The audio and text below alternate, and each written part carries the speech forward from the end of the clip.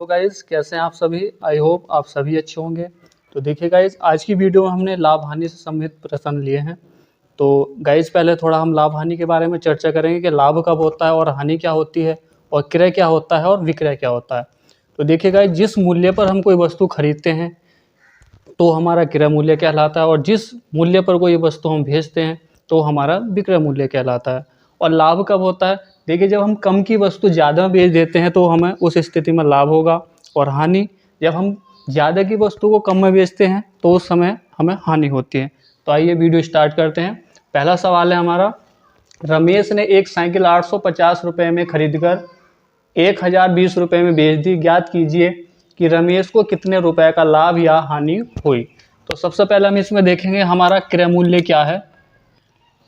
तो रमेश ने एक साइकिल 850 रुपये में खरीदी, तो ये 850 क्या हुआ, हमारा क्रय मूल्य हुआ।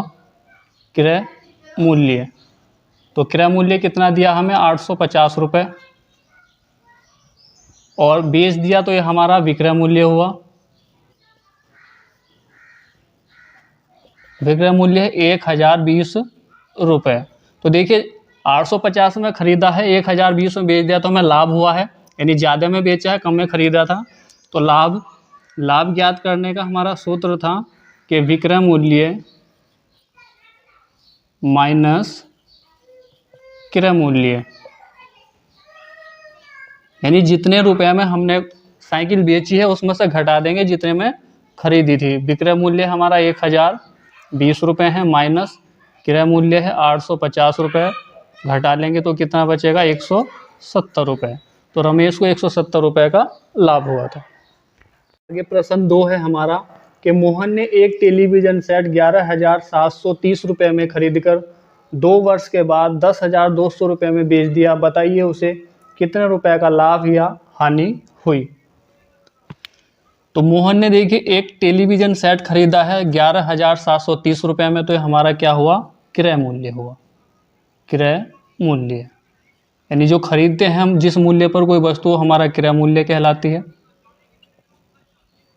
अब 2 वर्ष के बाद उसने 10,200 रुपये में बेच दिया, तो बेचना होता है हमारा विक्रय मूल्य। तो विक्रय मूल्य 10,200 रुपये। अब देखिए, ज़्यादा में खरीदा है, कम में बेचा है, तो हानि हो रही है।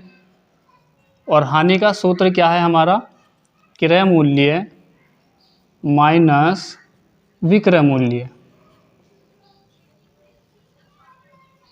तो क्रय मूल्य कितना था, 11,730 रुपये, माइनस विक्रय मूल्य कितना है, 10,200 रुपये। तो घटाएंगे 1,530 रुपये, इसका आंसर होगा। तो आगे प्रश्न 3 है हमारा, एक दुकानदार ने एक घड़ी 1200 रुपये में खरीदकर 1500 रुपये में बेच दी। ज्ञात कीजिए दुकानदार को कितने रुपए का लाभ या हानि हुई। तो आइए करते हैं। तो देखिए, एक दुकानदार ने एक घड़ी 1200 रुपये में खरीदी है, तो ये क्या हुआ, हमारा क्रय मूल्य हुआ। तो क्रय मूल्य कितना है हमारा, 1200 रुपये। 1500 रुपये में बेच दी तो ये हमारा विक्रय मूल्य हो जाएगा। तो विक्रय मूल्य है हमारा 1500 रुपये। तो देखिए, कम में खरीदे ही हमने घड़ी और ज़्यादा में बेची गई है, तो लाभ हो रहा है। तो लाभ ज्ञात करने का सूत्र है हमारा विक्रय मूल्य माइनस क्रय मूल्य। तो जितने रुपए में हमने घड़ी बेची है उसमें से घटाएंगे जितने रुपए में हमने खरीदी थी।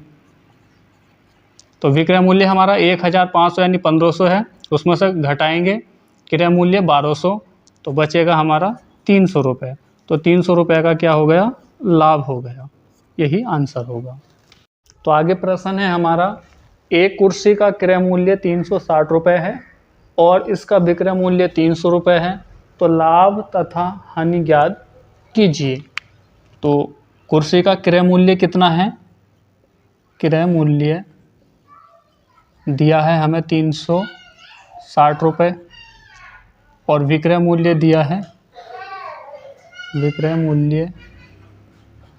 300 रुपये। तो देखिए, 360 में कुर्सी खरीदी गई थी, 300 में बेची जा रही है, यानी ज़्यादा में ख़रीदा गया है, कम में बेचा गया है, तो हानि हो रही है। तो हानि ज्ञात करने का सूत्र है हमारा क्रय मूल्य माइनस विक्रय मूल्य। तो क्रय मूल्य कितना है हमारा 360 रुपये है, माइनस विक्रय मूल्य कितना है 300 है, घटाएंगे तो कितना बचेगा 60 आ जाएगा, यानी 60 रुपये की हानि हुई। चलो भाई।